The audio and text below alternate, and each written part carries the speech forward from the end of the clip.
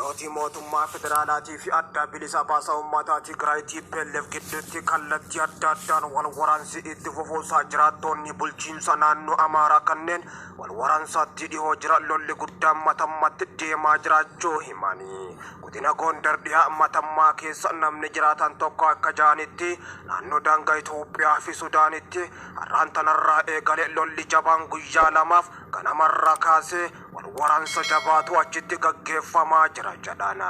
Haleellaan diroonii har'aan tana ammoo magaalaa guddittii naannoo Tigraay Maqaleetti raawwatameen dhaabbanni TV tokko ammoo guutumattuu kan Dimtsi Wayyaanee jedhamu sadarkaa tamsaasa dhaabuurra yoo gahu. Yuunivarsiitii Maqaleetis haleellaan kun gobbaatti raawwatamee jira. TPLF sadeen gadda baasteen ammoo araaraaf qophii ta'uu ibsinaan kaleessa addunyaan ammoo araara kanas labsaa ooltee jirti. Qondaalli TPLF Geetaachoo Raddaadha. Haleellaan diroonii kun ammoo mooraa yuunivarsiitii irratti kan xiyyeeffatedha jechuun Tiwiitarii isaanii gubbatti barreessanii jiru. Yuunivarsiitii Maqaleetti mooraan Addiyakaa jedhamu haleelamuu kan ibsa Geetaachoon haleellaa kana ammoo mootummaa Itoophiyaa fi Eertiriyaatu raawwate jechuudhaan himatee jira. Daayirektarri hospitaala meedikaala Haydar Dr. Kibroom ammoo haleellaa kanaan hanga ammaatti namni tokko mataansaa miidhame hospitaalatti ammoo yaalamaa jiraachuu himee jira. Mootummaan Itoophiyaadha himata TPLF dirooniidhaan na rukutee jira jechuun himachaa jirtu kanarratti ammoo waan tokkos hin janne. Dubbii himaan TPLF Geetaachoo Raddaadha ammoo turtii BBC sagantaa Niwsidee waliin taasisen ammallee nageenya akka filatan kan ibsi hoggaa ta'u waraanni isaan irratti gaggeeffamaa jiraachuu himee jira.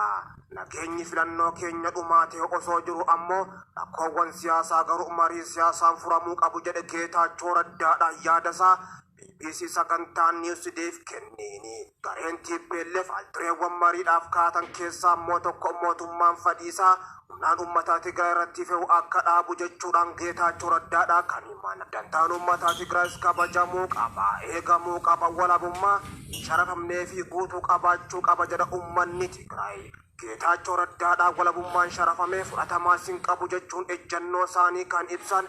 Waraanni kaaba Itoophiyaatti erga deebi'ee ammoo torbee sadii lakkoofsise kana booda humnoonni Tigraay walitti bu'iinsa karaa nagaa hiikuudhaaf qophii ta'u ibsa gaafa dilbataa fulbana gaafa 11 bara 2022 baaseen himee jira. Gamtaan Afrikaatis humnoonni Tigraay deebi'ee gamticha jalatti ammoo mari'achuudhaaf qophii ta'uu isaatiin simatee jira. Kana malees ammoo mariidhaaf qophaa'uun TPLF kan dhaabbata biyyoota gamtoomanii USAdhaa fi gamtaa Awurooppaatiin simatame akka adeemsa kanaas ammoo deeggaranis ibsanii turanii. Gamtaan Afrikaa fi gamtaan Awurooppaa dhaabbata mootummaa gamtoomanii fi Ameerikaanis murtoo jara dinqisiifachuudhaan akka malees lalisanii jiru ta'us ammoo haleellaan hin dhaabbanne lolli ammantanas garee lamaan gidduutti gaggeeffamaa jira. Ta'u malee ammoo mootummaan Abiyyi Ahmad ija addunyaa duratti akka nagaa hin barbaanne of saaxilee jira. Yeroo kanatti ammoo akka nagaa hin barbaanne Abiyyi Ahmad gubbatti ragaa kan bahaa jiru nagaa barbaanna jechuudha. Mariidhaan walaa deemaa jiru haa xumurru jechuu yeroo TPLF gaafachaa jiru kanatti haleellaa diroonii gaggeessuudha. Mootummaan Abiyyi Ahmad diraamaan TPLF hin dalagu waan jechaa jiru fakkaata. Jarri TPLF diraamaadhaaf jecha lola kana haa dhaabnu karaa nagaatti haa deebinu jechaa jira malee waraanaa jira humna keenya lafarraa balleessaa jira jechuudhaan. Abiyyii fi Biraanuun kana jechuudhaan ammoo jaratti haleeluudhaafis akka murteeffatantu himamaa jira. Sammoo yeroo ammaan tana haleellaa raawwachaa jiran kanaanis ufaatii dippiloomaasii guddaan mootummaa Abiyyi Ahmad mudachaa akka jirutu himamaa jira. Karaa nagaatti deebi'aa jechuudhaan qoqqobbiin kaa'amuuf tures ammoo akka ka'uu fi akkasuma karaa nagaattiin deebi'a yoo ta'e Itoophiyaa dabalatee Eertiriyaa fi humnoonni TPLF lolli kun warri akka hin dhaabbanne hojjechaa jiran ni adabaman jechuun Ameerikaan ammoo erga akeekkachiiftee TPLF waamicha kana fudhachuun karaa nagaatti deebitullee Abiyyi Ahmad haleellaa qilleensarraa kan itti fufe ammoo addunyaa fuuldurattis nagaa kan barbaanne of saaxilee jira. Ta'ullee ammoo bilchiginnaa yeroo ammaan tanaa muddamsuu jabduu keessa akka jirtuu fi lola kanaas akka dhaabu hin barbaanneetu himamaa jira. TPLFis karaa nagaatti haa deebinu kan jettu haa ta'u malee ammoo noota mootummaa Abiyyi Ahmad hedduu isaanii kaleessaa fi har'aan tanas barbadeessaa jiraachuudhaa fi komoota hedduus boojitee akka jirtu mul'isaa jirti. Humnoonni mootummaa federaalaatii fi adda bilisa baasaa uummata Tigraay waraanni TDF godina Gondar dhiyaa matammaatti kaleessarraa kaasuudhaan akka guyyaa har'aan tanaattis lola guddaa gaggeessaa jiraachuun isaanii kan himame ammoo humni TPLF achitti humna guddaa bobbaasuun waraana Abiyyi Ahmadis akka malee haleelaa jiraachuutu himamaa jira. Lolli guddaan matammatti waraana TPLF fi waraana mootummaa Abiyyi Ahmad gidduutti gaggeeffamaa jiru guddaa ta'urraa kan ka'e mootummaa Abiyyi Ahmadis akka malee naasisee akka Itoophiyaan Sudaan shakkitus kan godhee jiru ta'utu himamaa jira.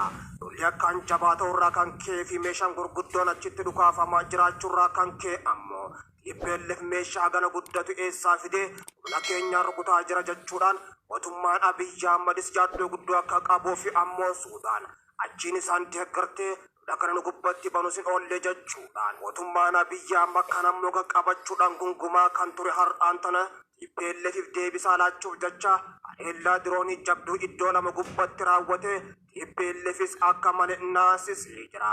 Lolli karaa nagaatiin haa xumuramu, karaa nagaatti haa deebinu jechuun TPLF fi mootummaa Abiyyi Ahmad diraamaa akka ta'eef lolli kaabatti gaggeeffamaa jiru karaa nagaatiin furamuunsaa ammoo abjuudha jechuudhaan yeroo ammaan tanaa xiinxaltoonni ni himaa jiru. Lolli TPLF fi waraana Abiyyi Ahmad gidduutti gaggeeffamaa jiru kan jabaatee itti fufe hoggaatu ammoo humnoonni TPLF waraana Abiyyi Ahmad kumaatamaan barbadeessinee kumaatamaan boojinee jirra. Humna faashistii bilisiginnaatis cabsinee jirra jechuudhaan yeroo garagaraattis injifannoo labsachaa turanii jiru. Abiyyis ammoo isaaniif kan harka illaatiin humna guddoo ammallee isaanitti bobbaasurraas if duuba hin deebine haleellaa qilleensarraa raawwachuurraas if duuba hin deebine akeekkachiisa Ameerikaatiifis otoo harka hin kennin lola kana ammoo itti cichuudhaan humnaan injifannee xumura itti goona jechuudhaan gama lola kanaattis guutumattuu Abiyyi Ahmad xiyyeeffannoo saddeeffatee jiraachuunis himamee jira.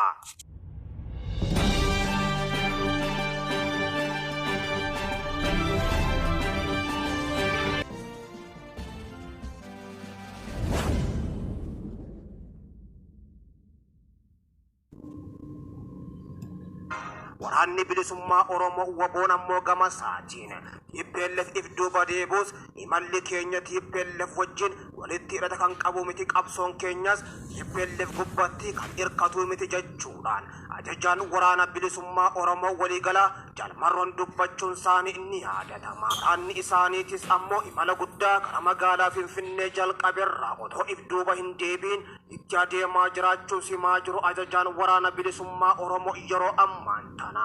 TPLF fi mootummaan Abiyyi Ahmad araara buusuuf haa jedhamu malee ammoo humna guddaa walitti bobbaasan wal barbadeessaa yeroo jiran kanatti waraanni bilisummaa Oromoo waboonis bakkoota hedduu qabachaatiin jira. Humnoota mootummaa Abiyyi Ahmad iddoo isaanii barbadeessee buufataalee waraana Abiyyi Ahmad giddu galeessa Oromiyaa lixaa fi kibba Oromiyaatti argamanis iddoo dhuunfadheetiin jira jechuudhaan injifannos labsachaa jira.